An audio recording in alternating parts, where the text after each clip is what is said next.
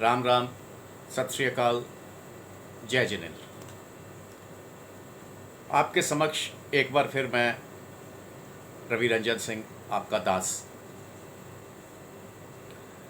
ये वीडियो विशेष तौर से मैं अपने मित्र तजिंदर सानी जी के, मेरे बड़े भाई, उनके कहने पे बना रहा हूँ।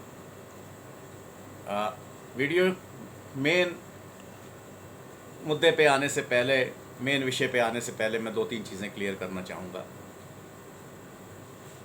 मेरी वीडियोस बहुत लंबी होती हैं, डेढ़ घंटे की। उसका कारण यह है कि मेरा जो सब्जेक्ट है, विषय है, वो झटका हलाल, हलालोनॉमिक्स होता है। और हलाल शब्द समझने के लिए हमें 1500 साल का इतिहास समझना होता है। 1400-1450 साल पहले और 50 साल आगे क्या हमारा भविष्य है, क्या हमारी नीति होनी चाहिए। जब हम हलाल शब्द को समझेंगे तो कई चीज़ें क्लियर होंगी हमारे को। इस बार मैं बहुत छोटी वीडियो बना रहा हूँ क्योंकि सानी साहब ने कहा था मेरे को, जिन्हें हम कुकी वीर जी प्यार से कहते हैं, कि आप थोड़ा छोटा विषय बनाइए। मैं अपने विशेष लोगों के लिए बना रहा हूँ जिनके पास समय का अभाव रहता है, और सब विषय ना छूता हुआ मैं केवल आर्थिक ब्रॉड लाइन पे बात करूँगा, क्योंकि पूरा आर्थिक विषय भी एक वीडियो में 20 मिनट में, 15 मिनट में पूरा नहीं हो सकता, या आधे घंटे में भी पूरा नहीं हो सकता। अब और दूसरी मेरे आपसे ये अनुरोध है कि हलाल को जब आप जान जाएं, हलाल क्या है, जोत से जोत जलाएं और लोगों को बताएं कि हलाल क्या है। मेरा यूट्यूब चैनल है क्रूसेड झटका आंदोलन, इसको सब्सक्राइब करें और उसकी मैं अपडेट्स हलाल के उसमें मैं देता रहता हूँ, जिससे हमें पता लगता रहेगा हलाल तंत्र में क्या हो रहा है। और तीसरा मेरा अनुरोध है, अब एक तरह से सतयुग आ गया है। सच एकदम इंटरनेट सामने कर देता है, हालांकि इंटरनेट में बहुत कुछ असत्य भी आता है। अपना विवेक का प्रयोग करें, जो मैं कह रहा हूँ इसको इंटरनेट से चेक करें और सोर्सेज से चेक करें, क्या मैं ठीक कह रहा हूँ या नहीं कह रहा हूँ, और यदि ठीक कह रहा हूँ तो हमें क्या करना पड़ेगा, क्या हमारी नीति होनी चाहिए। अब मैं सीधा विषय पे आता हूँ। पहले हम हलाल को समझ लें, हलाल क्या है। हलाल सुनते ही दिमाग में एक विचार कौनता है, ये कुछ मांस से लेना देना है। तो तीन तरह के लोग उत्तर देते हैं। एक, हम तो मांस खाते नहीं, हमें इससे क्या लेना देना। दूसरा, पशु तो मर गया, ऐसे मरा या वैसे मरा, क्या फ़र्क पड़ता है। और तीसरा, हम तो अपने झटके का कहीं ना कहीं से इंतज़ाम कर ही लेते हैं। तो अब मैं पहले तो इन तीन उत्तरों के उत्तर दूंगा। पहला, आप शाकाहारी हैं, पर इसका ये मतलब नहीं कि आप हलाल हारी नहीं हैं। आप शाकाहारी होते हुए भी हलाल खा रहे हैं। अब हलाल क्या है ये समझें। हलाल एक अरबी शब्द है जो अरबी भाषा में इस्लाम के आने से बहुत पहले था, जिसका अर्थ होता है लेजिटिमेट, परमिसिबल। आज की उर्दू नुमा हिंदी में बोलें तो जायज़। उस समय अरब देशों में, जहां आज मक्का है, जो इस्लाम का सबसे बड़ा केंद्र है, वहाँ पे कई तरह के मजहब थे, कई कबीले थे। यहूदी थे, ईसाई थे, यजीदी थे, पैगन्स थे, पारसी यानी ज़ोरास्ट्रियंस भी थे, बहुत लोग थे। और सब कबीलों के, सब मजहबों के, सभ्यताओं के अपने अपने जायज़ और नाजायज़ थे, क्योंकि जायज़ और नाजायज़ हर सभ्यता, हर काल, हर समाज के हिसाब से बदलता रहता है। जो हमारे यहाँ कानूनी है, हो सकता है पड़ोस के देश में गैर कानूनी हो, और इससे उल्टा भी हो सकता है। इस्लाम के आने के बाद जो इस्लामी हलाल था, उसको यूनिवर्सल हलाल बनाने की कोशिश करी। जहाँ जहाँ इस्लाम फैला, उसका वर्चस्व फैला, उसका प्रभाव या कुप्रभाव या जो भी उसका फैला, तो वहाँ पे इस्लामी हलाल को हलाल माना गया, या ऐसा बता दिया गया। जैसे आज हम जब हम हलाल मांस की बात करते हैं, हलाल से हमारा मांस की, तो जो उनसा जायज़ है कैसे इस्लाम के हिसाब से जायज़ है। यदि ऐसे ऐसे जज्ब करके काटा गया, जो ऐसे मारा गया, वो हलाल नहीं हो सकता, क्योंकि वो इस्लाम के हिसाब से जायज़ नहीं है।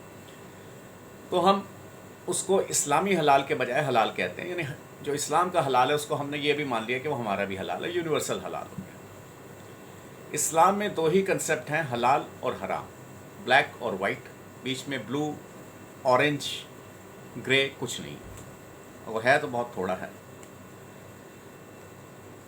अब ये हलाल शब्द की ही यात्रा को हम आगे बढ़ाएं तो ये शब्द अपनी यात्रा करता रहा, और ऑटोमन एम्पायर के समय या जहाँ जहाँ इस्लामी हुकूमत रही, हलाल बहुत पावरफुल हुआ। आज हमारी भाषा में हलाल आ गया है और हम बिना समझे हुए कह देते हैं हक हलाल की कमाई है। हलाल का अगर मतलब इस्लामिक हलाल से हम लगाएं, जैसे हम लगाते हैं, तो यदि कोई बैंक चल रहा है और बैंक में कोई सूद लेता है और कर्मी उस सूद से तनख्वाह लेता है, तो वो हलाल नहीं है, हराम है, पर उसका हक तो है ना। तो हक अलग है, हलाल अलग है, और उनका हलाल और मेरे हलाल में, हमारे हलाल में फ़र्क है। अभी मैं मांस की बात करता हूँ। जो मांसाहारी है वहाँ पे गाय काटना हलाल है। हो सकता है भारत में कुछ हमारी रिस्पेक्ट करते हुए कहीं वो कम से कम ऐसा कई बार कहते हैं कि हम नहीं गाय काटते हैं, मगर पाकिस्तान में तो काटते हैं, और जगह तो काटते हैं, बांग्लादेश में काटते हैं, तो उनके हिसाब से वो गाय खाना हलाल है। मेरे हिसाब से हलाल नहीं है, हराम है। इसी तरह वाइल्ड बोर, जंगली सूअर या सूअर, मेरे हिसाब से हराम है, वो हलाल है, जायज़ है, उनके हिसाब से हराम है। तो हलाल हराम सबके अलग होते हैं।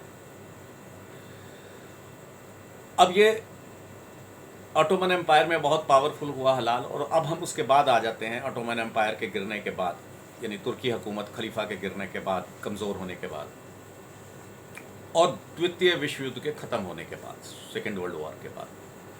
सेकेंड वर्ल्ड वॉर में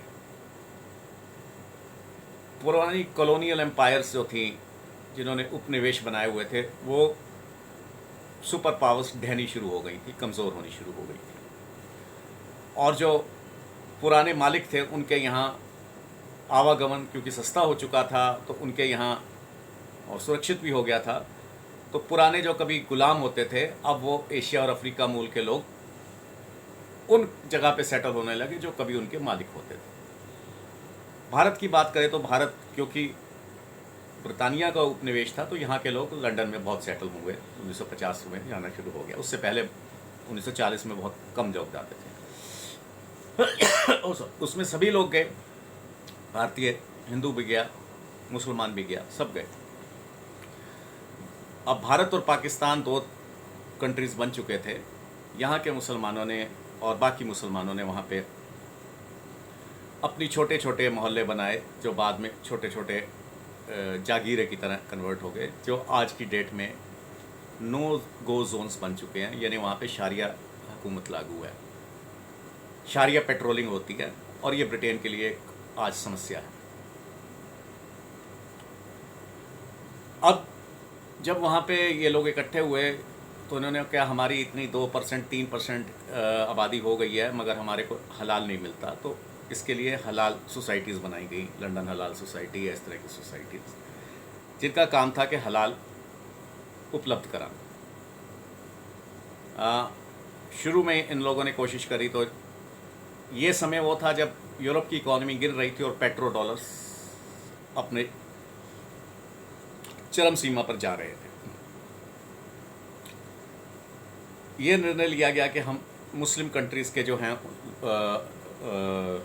अरब कंट्रीज़ के लोगों को प्रभावित करेंगे और हलाल का बिज़नेस शुरू करेंगे। खैर, जैसे भी वो बिज़नेस शुरू हुआ, अब हलाल का प्रभाव इतना होने लगा, और वहाँ पे गोरों को, जो या तो अभी अपने पुराने हैंगओवर में थे कि हमने दुनिया पे राज किया है, या अपने गिल्ट की फीलिंग में थे हमने गलत किया है, जो भी था, मगर अपनी छोटी छोटी जागीरों में इनकी अपनी एक हुकूमत चलने लगी, जहाँ पे दूसरों का जाना उन मोहल्लों में, उसमें लगभग असंभव था। वहाँ पे हलाल का बिज़नेस शुरू हुआ और उन मोहल्लों में तो वो जागीरों में तो वो पूरी अपनी वर्चस्व रखते थे और बाहर आते ही विक्टिम कार्ड खेलते थे कि हमारे साथ बहुत बुरा हो रहा है। लोकतंत्र की अपनी कमज़ोरियाँ होती हैं, इस कमज़ोरियों को समझते हुए उसके अंदर छिद्र ढूंढे और पॉलिटिकल करेक्टनेस की तहत हलाल को कंपलसरी करना शुरू कर दिया गया। जैसे उनका कहना था कि हलाल हर मुस्लिम के लिए खाना ज़रूरी है और दूसरों को कोई फ़र्क नहीं पड़ता। तो अगर सब जगह हलाल ही हो जाए तो उसमें समस्या क्या है? हालांकि सिख होने के नाते हलाल खाना मेरे लिए 4 में से 1 कुरहत है, ये मेरे को नहीं करना, मर्यादा नहीं है।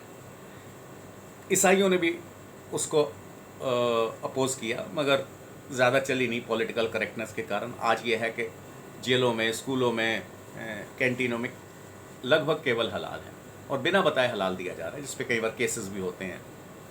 और जहाँ हलाल नहीं दिया जाता था उनके ऊपर इन्होंने एक लीगल जिहाद शुरू कर दिया। जी यहाँ पे मुझे मैकडोनल्ड्स ने या फलाने ने या ए ने या बी ने नहीं हलाल सर्व करा और मुझे बताया भी नहीं, तो मेरा धर्म भ्रष्ट हो गया, मेरा मजहब ख़राब हो गया और उनके ऊपर हैवी पेनल्टीज़ लगी। तो आखिर में उन्होंने एक उपाय निकाला कि हम हलाल ही बेच देते हैं, क्योंकि दूसरे तो कुछ कहते ही नहीं है। अब जब ये हलाल की मजबूती जड़ पकड़ गई, अगला कदम यह था कि जो इंपोर्ट होता है लैटिन अमेरिका से मीट, ज़्यादातर मीट लैटिन अमेरिका से तब आता था, उसको हम हलाल नहीं कह सकते क्योंकि वो मुस्लिम कंट्रीज से नहीं आता। अब मैं यहाँ पे हलाल का अर्थ समझाना चाहूँगा। हलाल का अर्थ जज्ब करना या स्लॉटरिंग नहीं है। इस्लाम के हिसाब से जायज़ में बहुत कुछ है, हदीस देखी जाती है, बहुत कुछ देखा जाता है। तो जिसमें काफिर को कोई एम्प्लॉयमेंट या प्रॉफिट मिल रहा है वो हलाल नहीं हो सकता। अब ये कैसे है ये भी मैं बताता हूँ, पर पहले उस मुद्दे को ख़त्म कर लें। तो जब अब से जो उन्होंने कहा जी अब से जो मुस्लिम कंट्री से इंपोर्ट होगा हम उसी को ही हलाल मानेंगे, यानी मलेशिया हो, इंडोनेशिया हो या कोई भी कंट्री हो। अगला कदम ये था कि हलाल जायज़ नाजायज़ तो हर चीज़ पे होता है, केवल मांस पे नहीं है। वो किस पद्धति से बनाया गया है क्या नहीं, इस सब को देखते हुए जो इस्लाम के हिसाब से जायज़ है हम उसी को ही जायज़ मानेंगे और हम हलाल के प्रोडक्ट्स ही खरीदेंगे। हलाल का चावल, हलाल का ये, हलाल का वो। और वो हलाल सर्टिफिकेशन पहले तो ये शुरू करी गई मांस के ऊपर कि जो मांस जिसको हम हलाल कहेंगे वो हलाल है। यदि सरकार कोई मोहर लगाती है ये हमारे स्लॉटर हाउस से हलाल के तरीके से निकला है, हम उसको नहीं मानेंगे। मतलब वो एक लीगल कंपल्शन है, इसलिए हम उसको भी मान लेंगे, मगर असल में हम उसी को मानेंगे जो हमारी सोसाइटीज़ ने, हमारे लंदन के जो हलाल सोसाइटीज़ जो उसको या जो भी हलाल सोसाइटीज़ उसको जो सर्टिफाई कर रही है हम उसको हलाल मानेंगे। सरकार की मोहर को हम नहीं मानेंगे, हम उसको मना नहीं करते हैं। अगर वो कंपलसरी है तो हम वो भी लगा लेंगे दुकान पे, मगर ये एडिशनल सर्टिफिकेट ज़रूर होगा। इसी तरह ये दाल चीनी पे आता रहा। उसके बाद अगला जो कदम आया, अगला कदम ये आया कि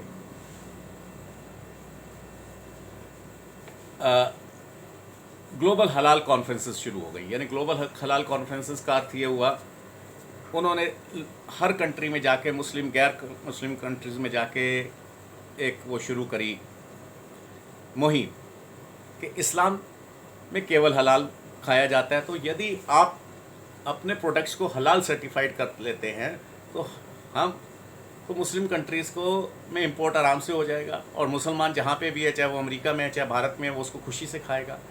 तो आपको 200-250 करोड़ लोगों की और 50 कंट्रीज़ की एक मार्केट, प्रेफरेबल मार्केट मिलती है, यानी वो प्रेफर करेगा आपके प्रोडक्ट को, तो आप इसको करिए।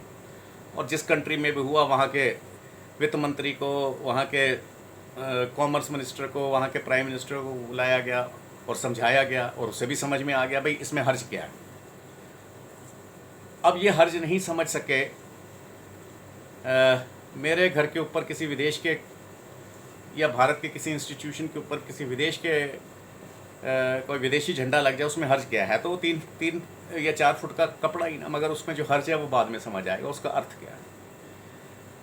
अब जैसे जैसे हलाल स्ट्रॉन्ग होता गया, हलाल कॉन्फ्रेंसेस होती गई, ये सब होता गया, अल्टीमेटली ये डिसाइड हुआ कि अब से केवल हलाल सर्टिफाइड प्रोडक्ट ही ये मुस्लिम कंट्रीज़ लेंगी, हमारी जो मेंबर कंट्रीज़ हैं वो लेंगी। यानी 40-50 कंट्रीज़ ने एन ब्लॉक ये डिसाइड कर लिया कि हम केवल हलाल लेंगे। अमेरिका जैसा शक्तिशाली मुल्क सब कंट्रीज़ पे इकट्ठा सैंक्शन नहीं लगा सकता था, और यदि वो लगा भी देता, उस वक्त का सोवियत यूनियन, ये 80 के आसपास की बात है, जब आज रशिया और रशियन कॉमनवेल्थ कंट्रीज़ कह लें, CIS कंट्रीज़ या जो भी कह लें, वो नहीं मानेंगे तो हमारी सैंक्शन का कोई फ़ायदा नहीं, हम व्यापार लूज़ करेंगे। और इसमें हर्ज क्या है? यहाँ तक वो इस खतरे को नहीं भांप पाए, इसमें हर्ज क्या है? तो जैसे ब्रिटेन में हुआ, हलाल पूरा हो गया, English butchers were out of business, अंग्रेज़ कसाई बिजनेस से बाहर हो गया और मुसलमानों ने वो टेक ओवर कर लिया। ये ऐसा युद्ध जीत गए, बिना कोई गोली तीर चलाए एक युद्ध जीत गए, और एक के बाद एक अंग्रेज़ों के किले ढहते गए, और वो युद्ध हारते गए। ना केवल हारते गए, उन्हें ये नहीं पता लगा कि वो युद्ध हार रहे हैं या वो युद्ध में भी हैं, वो सिर्फ ये समझते रहे कि मोहर लग गई, ऐसे लग गया, वैसे हो गया, ये सब होता रहा। अब इसके बाद जब हलाल सर्टिफिकेशन का इशू आया, तो हर कंट्री से जब हलाल होगा तो भारत से भी हलाल जाएगा। तो अब जो भी वहाँ पे सामान जा रहा है, चाहे दवाई जा रही है, चाहे वहाँ का हिंदू ही ले रहा है, क्योंकि आयुर्वेद की दवाई हिंदू ही ज़्यादा ले रहा है, कोई वहाँ का दुबई का निवासी तो नहीं लेता है आयुर्वेदिक की, है उन्हें पता नहीं है, यानी कि उनके विरोध में होंगे मगर नहीं लेते वो, या वहाँ सेटल कोई फ्रांस वाला नहीं लेगा तो भारतीय लेते हैं। आयुर्वेद की दवाई को भी हलाल सर्टिफिकेट लेना पड़ेगा, और मीट को तो लेना ही पड़ेगा। अब इस सर्टिफिकेट से प्रॉब्लम क्या है, आर्थिक प्रॉब्लम क्या है? एक तो ये सर्टिफिकेट केवल मुस्लिम एजेंसीज दे सकती हैं, जिसका पैसे का कंट्रोल केवल मुसलमानों के या उस एजेंसीज के पास है, जैसे जमात उलमा हिंद देती है। और उसके ऊपर समय समय पे ऐसे एलिगेशंस लगते रहे हैं कि टेररिस्ट जो पकड़े जाते हैं, जो उग्रवाद में पकड़े जाते हैं, उनके वकीलों का खर्चा वो उठाती है, ये उनको सपोर्ट करती है।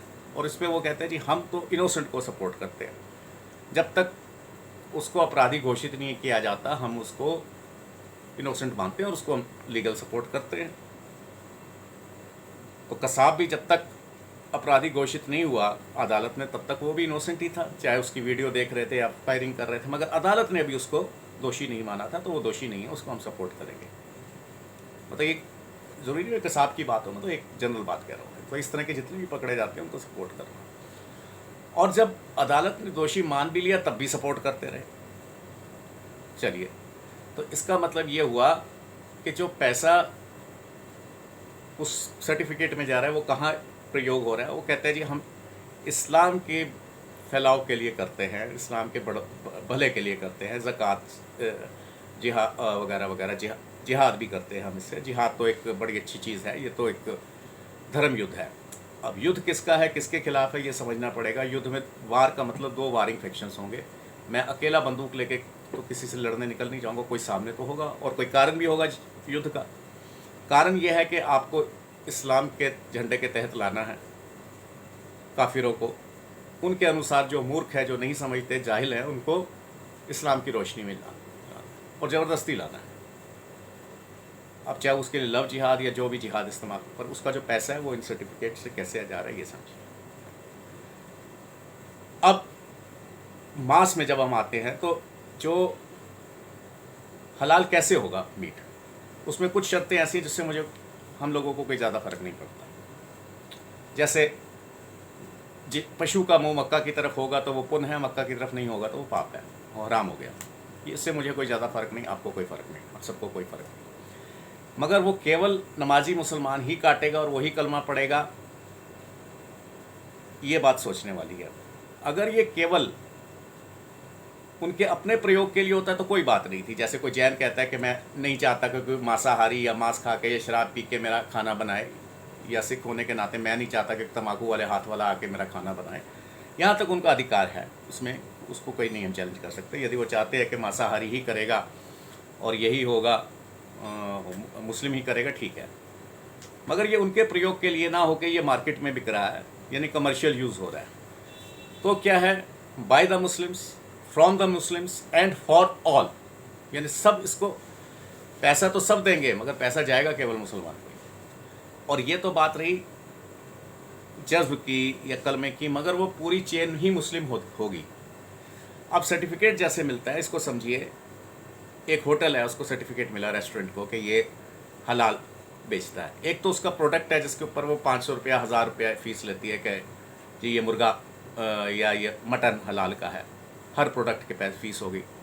फिर उस एस्टेब्लिशमेंट ने अगर खुद एज एन एस्टेब्लिशमेंट अपने को हलाल सर्टिफाई लेना है तो फिर उसको 15,000 50,000 कैसा भी इतना फीस देनी पड़ेगी, चाहे वो हिंदू हो चाहे मुसलमान हो। अब हिंदू को कैसे मिलेगी, है तो वो हिंदू, मिल जाएगी, मगर आपको हर चीज़ इस्लाम के मुताबिक बनानी है, तभी आपको मिलेगी। अब एक मुस्लिम का होटल है, हलाल सर्टिफाइड है, और वो प्रोडक्ट्स भी है और होटल भी है, या किसी का भी है, तो वो हलाल सर्टिफाइड कब होगा, जब उसमें सब कुछ, चावल भी हलाल का आएगा। अब चावल हलाल का कैसे होगा, जिस कंपनी से आ रहा है वो भी हलाल सर्टिफाइड चावल होगा। अब उस चावल मिल को कैसे हलाल सर्टिफिकेट मिलेगा कि वो जो जहाँ से बैग खरीदती है, थैला खरीदती है, वो भी हलाल सर्टिफाइड होगा। तो इसका मतलब एक सर्टिफिकेट के नीचे के नीचे के नीचे तह जाती जाएगी षड्यंत्र पे षड्यंत्र, अंदर का अंदर, जो हमें पता नहीं लग रहा। ये आर्थिक जो हमें नज़र आ रहा है कि इसने 50,000 फीस दी, वो 50,000 नहीं, बहुत ज़्यादा दी। अब ये खाली मीट पे नहीं है, वो हर चीज़ पे है। हलाल आटा, हलाल चावल, मीट के ऊपर 90% कब्ज़ा हो गया, 95% कब्ज़ा हो गया, मॉल में वही मिलता है। अब क्योंकि हम लोगों के जन जागरण अभियान से लोग कुछ जागे हैं, तो कुछ कंपनियों ने अचानक कहना शुरू कर दिया जी हम झटका बेच रहे हैं। हालांकि मैं नहीं मानता कि एक दिन में कंपनी हलाल से झटके पे आ जाएगी, क्योंकि इसको टेस्ट करना, सर्टिफाई करना, हम सर्टिफाई करते हैं, हमारे पास बहुत सी कंपनियों ने अप्रोच नहीं करा और उन्होंने खुद अपने से चलिए, पर ये संभव ही नहीं है कि बिना टेंडर के, बिना इतनी बड़ी कंपनी, बिना कुछ करे हुए, चलो अब उसमें हम नहीं जाते कि वो सच कह रहे हैं झूठ कह रहे हैं, उसमें ना जाके। अब ये क्योंकि मीट पे 90% कब्ज़ा हो गया है, तो मीट तो मैं मॉल से या किसी स्टोर से नहीं लूँगा, या 5 मील आगे चल के ले लूँगा, क्योंकि अभी 90% कब्ज़ा है। जिस दिन 100% हो जाएगा, मैं 5 मील आगे जाके भी नहीं ले पाऊँगा। एट मोस्ट मैं मीट खाना छोड़ दूंगा, यही होगा। जैसे पार्लियामेंट की कैंटीन में मेरा युद्ध पार्लियामेंट की कैंटीन से शुरू हुआ, और मैंने 2009 में एक पिटिशन लगाई थी कि पार्लियामेंट की कैंटीन में केवल हलाल मांस दिया जाता है, जो गलत है, या तो आप दोनों दें या कोई ना दें। अब जाके स्पीकर साहब ने एक बहुत अच्छा निर्णय लिया, ओम बिरला जी ने, कि ये वेजिटेरियन हो रही है कैंटीन। अब इसी के आर्थिक उस पर जाते हुए, ये जो 10,000 20,000 2 लाख हम सर्टिफिकेट पे दे रहे हैं, जिसका पैसा कहाँ जा रहा है इस पर हमारा कोई कंट्रोल नहीं है, देने वाले का कोई कंट्रोल नहीं है, और वो मुस्लिम तरीके से ही बनाएगा। अब वो कैसे मुस्लिम तरीके से बनाएगा, ये मैं अभी आपको 2 मिनट में स्पष्ट कर देता हूँ। तो ये जो सर्टिफिकेट्स हैं, 1 लाख 2 लाख 20 लाख मिल के आज दुनिया भर में जो हलाल सर्टिफाइड प्रोडक्ट्स एंड सर्विसेज, जिसमें वकील भी है, नाइट क्लब भी है, लेना भी है, देना भी है, दवा भी है, होटल भी है, एयरलाइंस है, सब कुछ है, हाउसिंग कॉम्प्लेक्स है, 5 लाख करोड़ अमेरिकी डॉलर के हलाल सर्टिफाइड प्रोडक्ट्स एंड सर्विसेज हैं। यानी इतने इकॉनमी को हलाल सर्टिफिकेट मिला हुआ है। अब हम थोड़ा और अगर इस डीप में जाएं, तो ये इकोनॉमिक ब्लैक होल्स हैं, यानी ये आप फीस दे तो सकते हैं हलाल की, मगर वो प्रयोग कहाँ होगी, वो आप पे वापस नहीं होगी, वो इस्लाम के वेलफेयर के लिए जाएगी, या जहाँ भी जाएगी वो उनकी मर्जी है। और आपने जब कोई साधारण मीट के अलावा भी कोई चीज़ बनानी है, तो बोर्ड में एक मुस्लिम होगा जो डिसाइड बताएगा कि ये हलाल है कि नहीं, तो यानी रोज़गार उसको मिलेगा, हिंदू को नहीं मिलेगा, वगैरह वगैरह। अब ये जो 5 लाख करोड़ अमेरिकी डॉलर है, ये छोटा अमाउंट नहीं है, जो भारत की बजट और इकॉनमी से बड़ा है, और अगले 4 साल में 10 लाख अमेरिकी डॉलर का 10 लाख करोड़ अमेरिकी डॉलर का टारगेट है। अब इसको समझिए, ये आँख खोलने वाली चेतावनी है, इसको आप नेट पे चेक करिए कि मैं ठीक कह रहा हूँ या गलत कह रहा हूँ। टोटल मुस्लिम्स की कैपेसिटी जो है, बाइंग कैपेसिटी वर्ल्ड वाइड, वो 15% से कम है, यानी 85% जो है वो नॉन मुस्लिम्स खरीद रहे हैं। तो पैसा जा कहाँ रहा है? केवल मुस्लिम के पास। खर्च कौन कर रहा है? गैर मुसलमान। मुसलमान तो केवल 15% कर रहा है। तो ये एक तरह से मैं इसको ये कहूँगा, ये अपनी सुपारी खुद देने है। इसको समझिए, ये अर्थ है। अब ये अर्थ से अनर्थ हमारा हो रहा है। तो मीट तो मैं खाना छोड़ सकता हूँ, मगर अब हमारे मॉल्स पे आटा दाल पे भी हलाल सर्टिफिकेट मिल रहा है, जो अभी 5-10% चीज़ों पे ही है। मतलब आपको अगर एक हलाल सर्टिफाइड आटा मिल रहा है तो 8 और भी मिल रहे हैं। पर जिस दिन 10 के 10 आटे हलाल वाले हो गए, उस दिन क्या आप आटा खाना छोड़ देंगे? मतलब आटे से रोटी बनानी छोड़ देंगे, या चावल खाना छोड़ देंगे, या पानी भी सर्टिफाइड तो पानी छोड़ देंगे? और अपना पानी पीने के लिए आपको उसके लिए पहले एक टैक्स देना पड़ेगा, फिर आप पानी पी पाएंगे। तो ये इतनी बड़ी अर्थतंत्र है जिसे हम हलालोनॉमिक्स कहते हैं। केवल हलाल वो अपने इस्तेमाल के लिए, अपने मजहबी उसके लिए करते हैं, तो यहाँ तक बात और थी, मगर ये हम पे थोपा जा रहा है। इस चीज़ को समझिए, हम हलालोनॉमिक्स के खिलाफ हैं, और हलालोनॉमिक्स को हमको रिप्लेस करना है ह्यूमनोमिक्स से। यही मेरी विषय बहुत लंबा है, इसको ज़्यादा नहीं खींच सकते। फिर अगली वीडियोस में और हम बता सकते हैं कि क्या।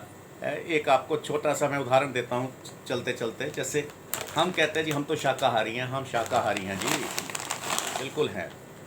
और ये शाकाहारी ही मोहर है इस पर, आप देख रहे हैं ग्रीन डॉट, और इसके ठीक ऊपर एक है हलाल सर्टिफाइड। यानी ये जो चिप्स का पैकेट है, मैं शाकाहारी होते हुए भी हलालाहारी हूँ। और खाली खाने पे नहीं है, ये हर चीज़ पे है। ये एक दवा है काजल, जो कैटरेक्ट में बहुत अच्छी होती है।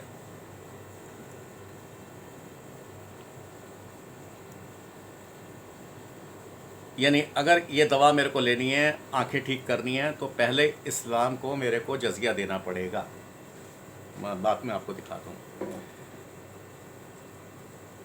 बात समाप्त करने से पहले मैं ये कहना चाहूँगा कि जब मैंने पिटीशन डाली थी तो 2014 में मेरे को किसी ने अप्रोच किया कि हमको एक झटके का लगाना है, प्लांट लगाना है महाराष्ट्र में। जब उन्होंने लगाने की कोशिश करी तो सरकारी लोगों ने एक शर्त लगा दी कि आप हलाल सर्टिफिकेट लाएंगे। हालांकि ये सरकारी शर्त नहीं थी, मगर उन्होंने कहा सब लगाते हैं, आप भी लगा दो। तो उन्होंने कहा नहीं लगाएंगे। काफ़ी बातचीत हुई, कोर्ट कचहरी तक बात पहुंचने की हो गई। तो एक रास्ता निकाला गया कि आप झटके का सर्टिफिकेट लगा दीजिए। अब जब झटके के सर्टिफिकेट के लिए निकले तो दुनिया में कोई एजेंसी नहीं थी जो झटके का सर्टिफिकेट देती हो। म्यूनिसपैलिटियाँ या सरकारी एजेंसी देती थी कि हमारे स्लॉटर हाउस में ये हुआ, उसके आगे रेस्टोरेंट कहाँ से खरीद रहा है और ये प्रोडक्ट जो आपको मिल रहा है वो क्या है, इसकी कोई गारंटी नहीं थी। हाँ, वो कसाई की दुकान पे, खटीक की दुकान पे टंगा हुआ है, वहाँ तक तो गारंटी थी, एक मोहर लगी हुई है, वो भी एक पीस पे लगी हुई है, सारे पे तो मोहर लगी नहीं हुई। क्या, चलिए जो भी। तो जब ये एजेंसी नहीं थी तो हमने पैरेलल सर्टिफिकेशन शुरू करी, झटका सर्टिफिकेशन, कि ये झटके का मीट है।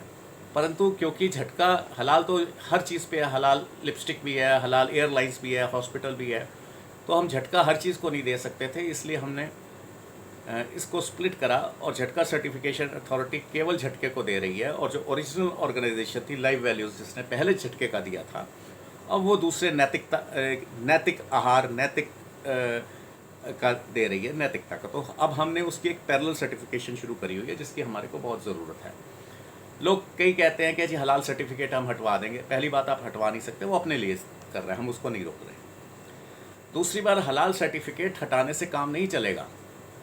जैसे बाबा रामदेव को क्रिटिसाइज़ करने से नहीं काम चलेगा जी, वो अरे वो नहीं होगा तो कोई और कर देगा। एक्सपोर्ट प्रॉब्लम तो कहीं हो रहा है, हमको वहाँ सॉल्व करनी है, उसके लिए भी हम लगे हुए।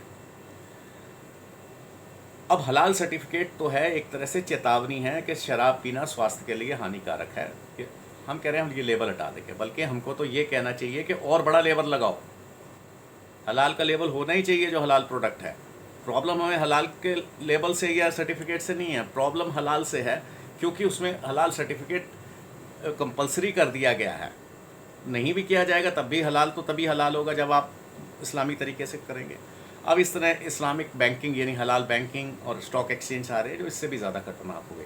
ये 5 लाख करोड़ से बढ़ के, तो ये आर्थिक दास्ता, आर्थिक गुलामी, इकोनॉमिक स्लेवरी हमें हर स्लेवरी की तरफ ले जाएगी, वैचारिक स्लेवरी की तरफ। और एक कोट बहुत अच्छा है जो Mustafa सेविक grand Mufti of Bosnia ने दिया था कुछ साल पहले।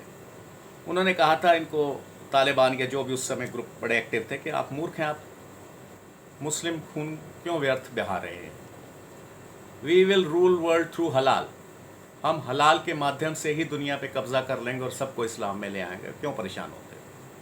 तो हलाल ये चीज़ है इतनी खतरनाक। हलाल अगर केवल उसकी अपना एक मांस काटने की पद्धति तक होता जैसे हम समझते हैं तो एक अलग चीज़ थी। हालांकि उसके भी हम विरोध में हैं क्योंकि बहुत तड़फा के जानवर को मारा जाता है, मगर वो एक अलग विषय है।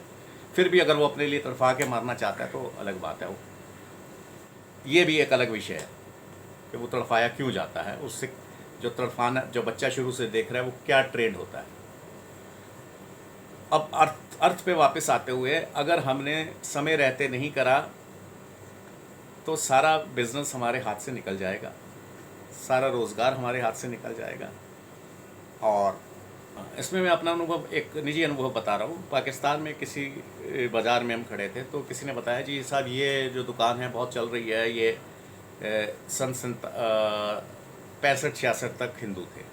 जब मैंने उनसे बात करी, पहले उन्होंने बात अवॉइड करी, फिर उनमें से एक आदमी मान गया, बोला कि ऐसे है कि, मैंने कहा आप 47 में मुसलमान बन जाते, समझ आती थी 48 में, आप 20 साल बाद क्यों बने।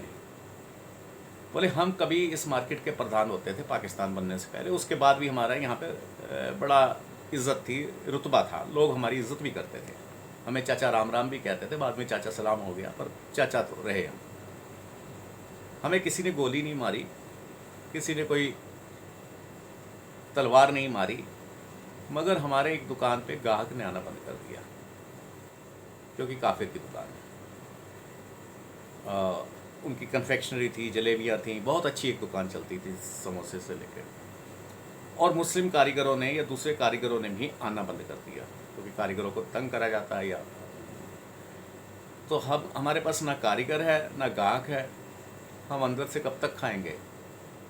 तो पाकिस्तान में जितने बने, कोई सब कोई नहीं, कोई उठा के किडनैपिंग से या उस तरह से बने हो तलवार से, तो करोड़ों करोड़ आदमी ने ऐसे नहीं बने। तो ये आर्थिक नाकेबंदी जो है, आर्थिक गुलामी जो है, ये इससे भी बुरी है, जो हलालोनॉमिक्स इसका नाम है। तो इसको समझिए, इससे पहले कि यहाँ तक, वैसे यहाँ तक तो हाथ आ ही गया, इससे पहले कि यहाँ तक आ जाए, अपना अर्थ बचाइए। और मैं आपसे यही हाथ जोड़ के, और मेरी बात पे विश्वास मत करिए, आप नेट पे देखिए, क्योंकि मैं झूठ भी बोल सकता हूँ। आप नेट पे देखिए और पता करिए कि इसमें सच्चाई क्या है। और सच्चाई अगर ये है तो हम लोग जो हलालोनॉमिक्स के ख़िलाफ़ कर रहे हैं उसमें हमारा सहयोग दीजिए। मेरा यूट्यूब चैनल है क्रूसेड झटका आंदोलन, और मैं अपना नंबर और ईमेल और वेबसाइट सब शेयर कर रहा हूँ। ये एक जन आंदोलन है, ये भी एक धर्म युद्ध है। और अगर अब हम नहीं चेते, अब हमने नहीं इसको संभाला, तो फिर हमें, जैसे एयरफोर्स में कोई कहते हैं ना, you will never commit a second mistake. आपको दूसरी गलती, आप कभी दूसरी गलती नहीं करेंगे, आपको मौका ही नहीं मिलेगा। आप 20,000 फुट ऊपर है, एक गलती कर दी वो काफ़ी है, दूसरी का आपको मौका ही नहीं मिलेगा। धन्यवाद। और एक बार फिर मैं साहनी साहब का बहुत बहुत धन्यवाद करता हूँ कि उन्होंने एक इतना अच्छा प्लेटफॉर्म मुझे उपलब्ध कराया कि मैं अपनी बात आप तक पहुँचा सकता हूँ। और मैं अपडेट देता रहूँगा, कृपा मेरे से बने रहिए। और विनती यह है कि सच्चाई को पहचानिए, किसी गलतफहमी में मत रहिए।